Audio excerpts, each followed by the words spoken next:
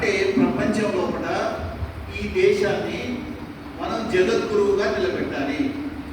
అందరూ కూడా దీన్ని తలమానికంగా పెట్టుకోవాలి. ఈ దేశాన్ని, ఏ దేశాన్ని? ఆ విధంగా తయారు చేసేటువంటి బల విక్రమదే, ఆ బలాన్ని మాకు ఇవ్వండి, ఆ శక్తిని మాకు ఇవ్వాలి అనే రోజు ఎవరిని ప్రార్థిస్తున్నాం? మనం సరస్వతి మాతను ప్రార్థిస్తున్నాం. మరి ఏ బలం కావాలి మనకు?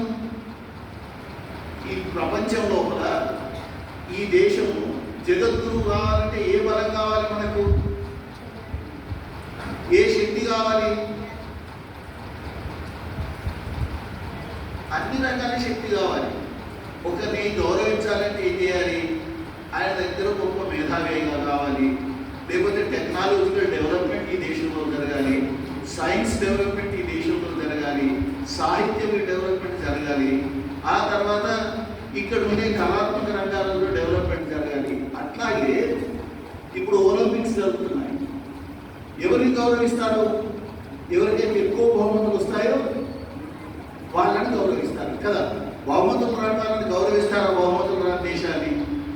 కాబట్టి ప్రపంచం అంతా గౌరవించాలి అంటే అన్ని రంగాలతో పాటు క్రీడా రంగంలో కూడా అభివృద్ధి చెందాలి మనం కదా. ఆ క్రీడా రంగంలో అభివృద్ధి చెందాలి మన లక్ష్యం ప్రకారం అనుకూలంగా. కాబట్టి ప్రతి సంవత్సరం మనం ఏం చేస్తున్నామంటే ఎవరు ఎక్కడ నిర్వహించినా నిర్వహించకపోయినా మన పాఠశాలలో పాఠశాల స్థాయి నుంచి అఖిల భారత స్థాయి వరకు ప్రతి సంవత్సరం స్పర్ధలు నిర్వహిస్తున్నాం. ఇట్లాంటి వ్యవస్థ మరి పాఠశాలలో లేదు, కేవలం గవర్నమెంట్ స్కూల్కి ఉంది తప్ప మిగిలిన ఏ ప్రైవేట్ పాఠశాలకు లేదు. తెలుసా మీకు? మీ ఊళ్ళో ఉన్న పాఠశాల వాళ్ళని అడగండి, వాళ్ళకి ఇట్లాంటి వ్యవస్థ ఉందా అంటే ఏ ప్రైవేట్ పాఠశాలకు లేదు, మనకే ఉంది. కారణం ఏంటంటే మన ఉద్దేశం అని. ఆ విధంగా school games federation of India ఒక సంస్థ ఉంటుంది దేశంలో, అందులో మనకు సభ్యత్వం ఉంది. అందులో 34 ఇట్లాంటి సంస్థలు పాల్గొంటాయి. అంటే ఒక్కొక్క రాష్ట్రానికి ఒక్కొక్క యూనిట్గా లెక్కిస్తారు. అందులో ఇప్పుడు మనం ఏ స్థానంలో ఉన్నామంటే 8వ స్థానంలో ఉన్నాం. ఎన్ని యూనిట్స్ ఉందో? 34 యూనిట్స్ ఉంటే మనం ఎన్నో స్థానంలో ఉన్నాం? బాగానే ఉందా? పర్వాలేదా? అక్కడే ఉండాలి, ఇంకా ముందుకు పోవాలి. ఏ స్థానానికి వెళ్ళాలి? గట్టిగా ఎవరు వెళ్ళాలి? మనమంటే ఎవరు సాధన చేయాలి?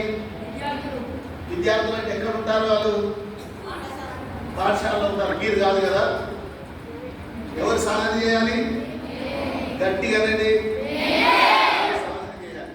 ఎట్లాంటి సాధన చేయాలి? సచిన్ టెండూల్కర్ పేరు ఎంతమందికి తెలుసు? అందరికీ తెలుసు. దించండి. ఆయన చరిత్ర తెలుసా మీకు? ఆయన 11వ తరగతి ఫెయిల్ అయ్యాడు. ఏ తరగతి ఫెయిల్ అయ్యాడు? కాబట్టి మిమ్మల్ని ఫెయిల్గా మనం అనట్లేదు. మళ్ళీ 11వ తరగతిలో చదువుతున్నప్పుడు తండ్రికి ఏం ఆశ ఉంటుంది? మంచిగా చదువుకోవాలి, ఫస్ట్ క్లాస్ రావాలి ఉంటుంది. చివరికి ఆ తండ్రి ఏం చేశాడు?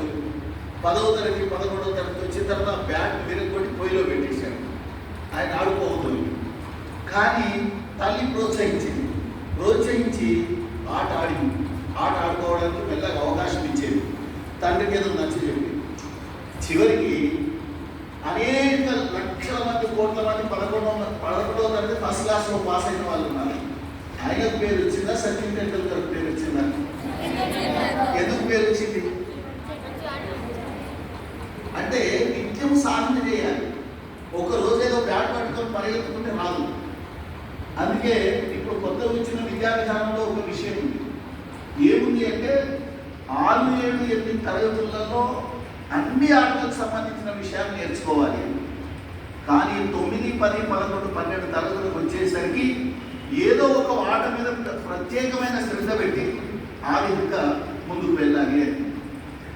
అట్లా మేము గత 2-3 సంవత్సరాల నుంచి, ఇప్పుడు మీరు ఏ పోటీలో పాల్గొన్నారో మేము గత 2-3 సంవత్సరాల నుంచి ఆ ప్రయత్నం చేస్తున్నామని వాళ్ళు చేయొద్దు, ఉంటే చేయొద్దు. నేను ఇక్కడ మార్కులు వేయను, ప్రైజ్ ఇవ్వను. ఒక 3-4 ప్రార్థించండి. ఈ సంవత్సరమే ప్రారంభం చేసి ఇక్కడికి వచ్చాం. అట్లాంటి వాళ్ళు చేయొద్దండి. సత్యం చెప్పాలి. నేను ఇక్కడ మార్కులు వేసుకోను, దించండి. ఇప్పుడు గెలిచినా ఓడినా మళ్ళీ పోయి మేము ప్రయత్నం చేస్తాం ప్రతినిత్యం అనే వాళ్ళు చేయొద్దండి. వా నేనైతే చప్పట్లు కొడుతున్నాను, దించండి. కాబట్టి నిత్యం సాధన చేయడం అవసరం. ఒక రోజు ఎప్పుడో వచ్చి చేసినట్టయితే ఆ ప్రయత్నం సఫలం కాదు. నిత్యం అలవాటు చేసి